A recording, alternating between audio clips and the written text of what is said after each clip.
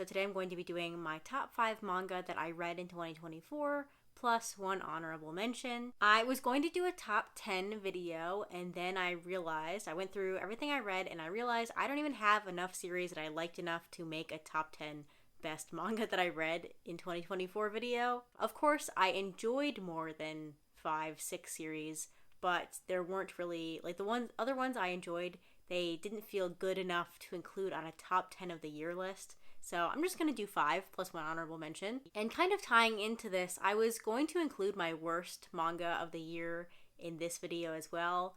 But I've already talked about all of those many times and in great depth with lots of ranting. And this year has just been such a bad reading year that I kind of don't want to talk about them again. I might make a list on my Instagram like I did last year, or if you just want to know what they are, please go ahead and leave a comment down below. I have no problem sharing them. It's just I don't really want to talk about them. I don't want to give them any more time or thought. Also, I'm not going to be giving synopses of these manga. One, because I've talked about all of them several times before. Two, I just want to share my thoughts on them. It's very easy to just look up what the synopsis of a manga is. So I think that's all I have to say here at the beginning of this video, so let's go ahead and get started with my honorable mention. And that honorable mention is Golden Kamuy. Now, the only reason this is an honorable mention, I do actually like this more than a couple of the other series I'm going to talk about today. The only reason this is the honorable mention is because out of the 31 volumes that are in the series, I reread 26 of them this year, and I don't include rereads in my top books or top series of the year videos. So even though I did end up finishing it, I read the last 5 volumes, they were all new to me, I decided that I just wanted to put more of the spotlight on some other series, but I'm going to talk about this anyway. So having said all that, I absolutely loved this series. I love the ridiculous characters and situations that happen in this manga. The humor, while I'm certain it is immature, it is very, very funny. This manga is one of the funniest manga in my collection, and any manga that makes me laugh gets bonus points from me. I love the huge mix of genres that are present in this manga.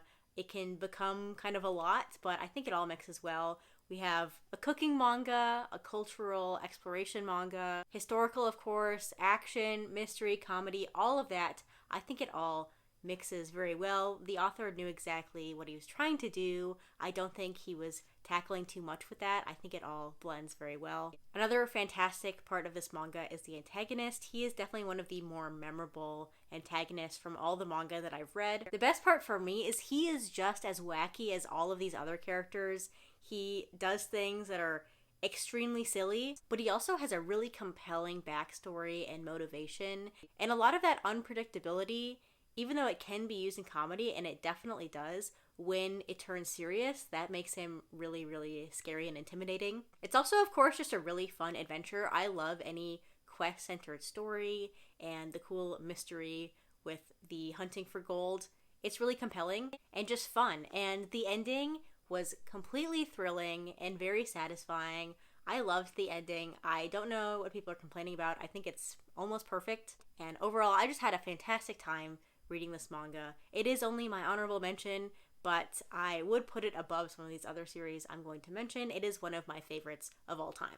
My number 5 favorite read of 2024 is Tokyo Terroreba Girls. This is a 9-volume series. This is by Kiko Higashimura. I have read Princess Jellyfish and Blank Canvas, and now Tokyo Terroreba Girls, and I absolutely love her sense of humor. I don't think there's a mangaka that has ever made me laugh as many times as Akiko Higashimura has made me laugh. Her ability to get me to care about extremely traditionally unlikable characters, flawed characters, is so impressive. This series, in particular, is extremely messy. These are grown women in their 30s making absolutely terrible decisions, hurting the people around them, sometimes trying to do better, sometimes not even caring and hurting people anyway, and they make mistakes over and over and over again. There's cheating, miscommunication, and lies at every corner, and all of this sounds like this manga should be completely insufferable and horrible to read, but it's just so fun.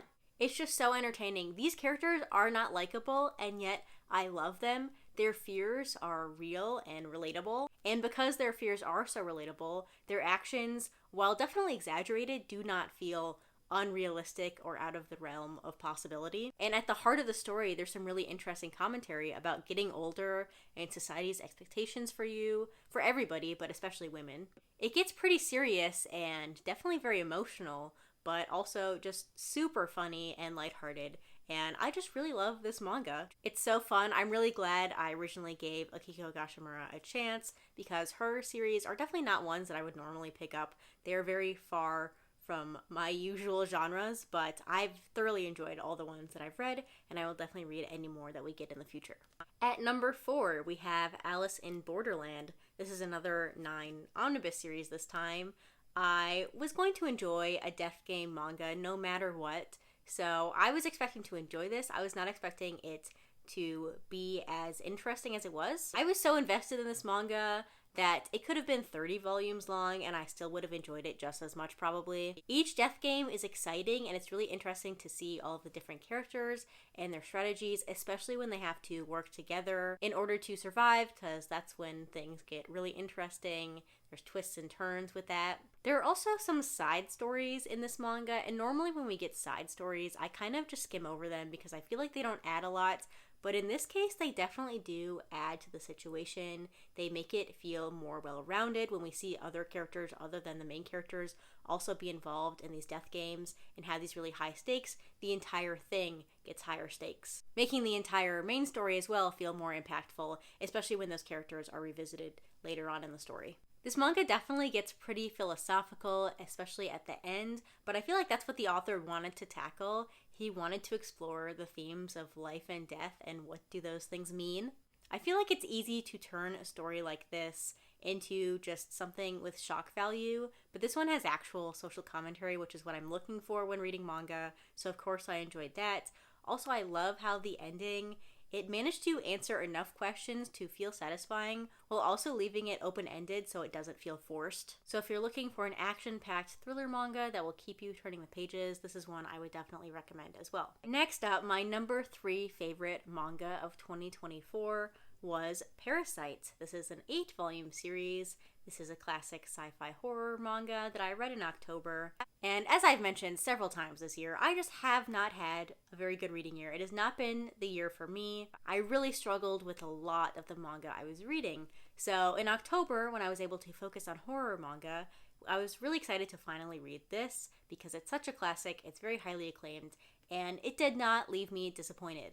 It was so refreshing to read a manga where it's very clear that the author has an idea. He knows exactly what he wants to do and say, and he goes out and does it in a satisfying way with good pacing, good characters. While the entire alien thing is interesting enough, I really loved seeing our main character Shinichi and his internal struggle with not only the aliens, but also his own changing body, the fact he has to share his body with a whole nother entity, and how that affects his body, his mental state, and also the people around him. The theme of survival is also really interesting in this manga.